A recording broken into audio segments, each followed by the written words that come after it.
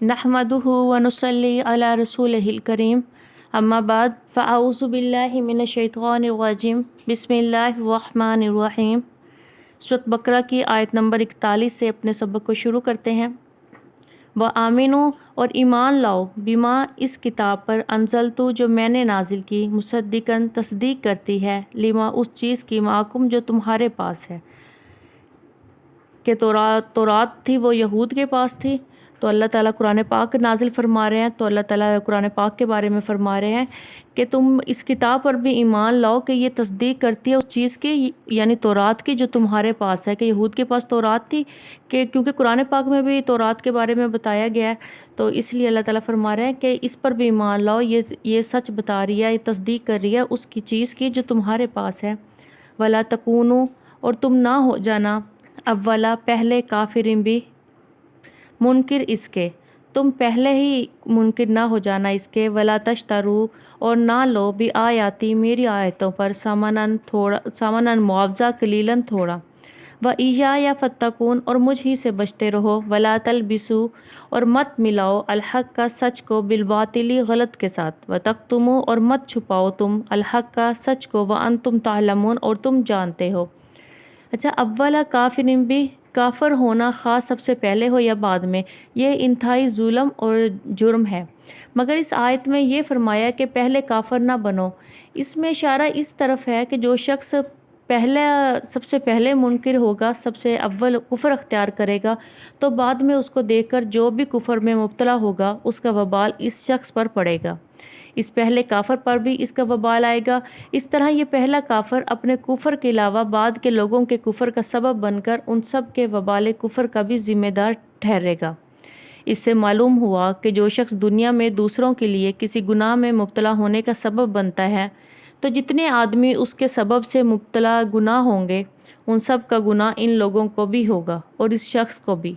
इसी तरह जो शख्स दूसरों के लिए किसी नेकी का सबब बन जाए, तो जितने आदमी उसके सबब से नेक अमल करेंगे उसका सवाब जैसे उन लोगों को मिलेगा, ऐसे ही इस शख्स के नामामाल में भी लिखा जाएगा।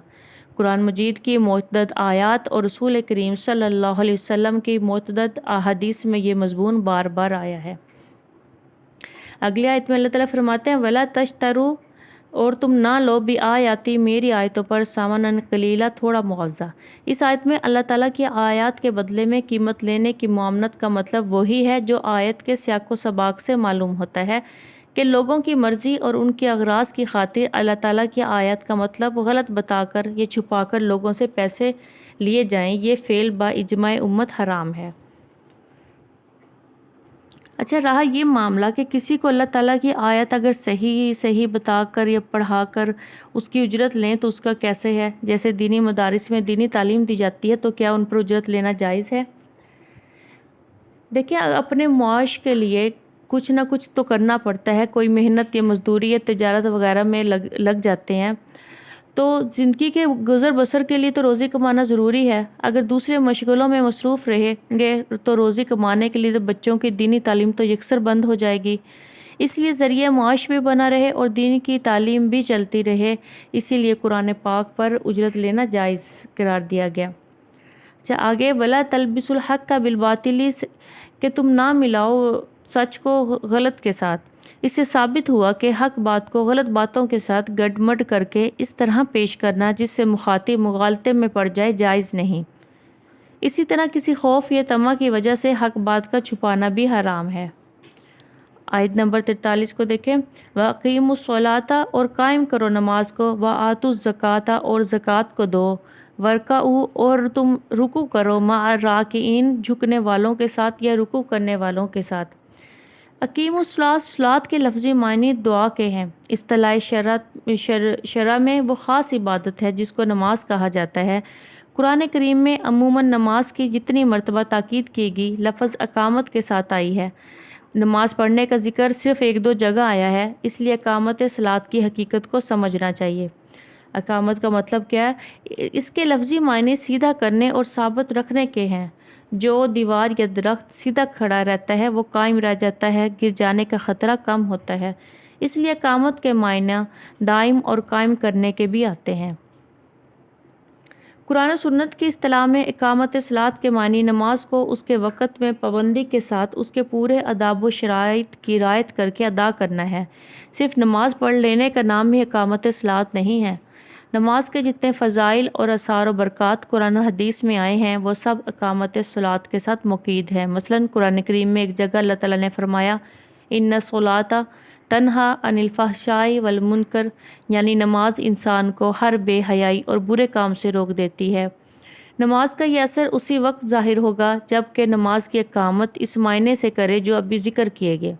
اس لیے بہت سے نمازیوں کو برائیوں اور بے حیائیوں میں مبتلا دیکھ کر اس آیت پر کوئی شبہ نہیں کرنا چاہیے، کیونکہ ان لوگوں نے نماز تو پڑھی ہے مگر اس کو قائم نہیں کیا۔ آگے اللہ تعالیٰ فرماتے ہیں آتوا الزکوٰۃ، یعنی زکوٰۃ کو ادا کرو۔ لفظ زکوٰۃ کے معنی لغت میں دو آتے ہیں، ایک پاک کرنا اور دوسرا بڑھانا۔ اصطلاح شریعت میں مال کے اس حصے کو زکوٰۃ کہا جاتا ہے جو شریعت کے احکام کے مطابق کسی مال میں سے نکالا جائے اور اسی کے مطابق صرف کیا جائے۔ پھر آگے اللہ تعالیٰ فرماتے ہیں وَارْكَعُوا مَعَ الرَّاكِعِينَ، کہ تم رکوع کرو رکوع کرنے والوں کے ساتھ۔ رکوع کے لغوی معنی جھکنے کے ہیں، اور اس معنی کے اعتبار سے یہ لفظ سجدہ پر بھی بولا جا سکتا ہے کیونکہ وہ بھی جھکنے کا انتہائی درجہ ہے، مگر اصطلاح شرع میں اس خاص جھکنے کو رکوع کہتے ہیں جو نماز میں معروف و مشہور ہے۔ اچھا، آیت کے معنی یہ ہیں کہ رکوع کرو رکوع کرنے والوں کے ساتھ۔ یہاں ایک بات یہ قابل غور ہے کہ نماز کے تمام ارکان میں سے اس جگہ رکوع کی تخصیص کیوں کی گئی؟ اس کا جواب یہ ہے کہ یہاں نماز کا ایک جز بول کر کل نماز مراد لی گئی ہے۔ لیکن یہ سوال پھر بھی باقی رہ جاتا ہے کہ نماز کے بہت سے ارکان میں سے رکوع کی تخصیص میں کیا حکمت ہے؟ جواب یہ ہے کہ یہود کی نماز میں سجدہ وغیرہ تو تھا مگر رکوع نہیں تھا۔ رکوع اسلامی نماز کی خصوصیات میں سے ہے، اس لیے راکین کے لفظ سے امت محمدیہ کے نمازی مراد ہوں گے، کہ جو پہلی امتیں تھیں ان کی جیسے یہود وغیرہ تو ان کی نماز تو ہمارے جیسی تھی لیکن اس میں رکوع نہیں ہوتا تھا۔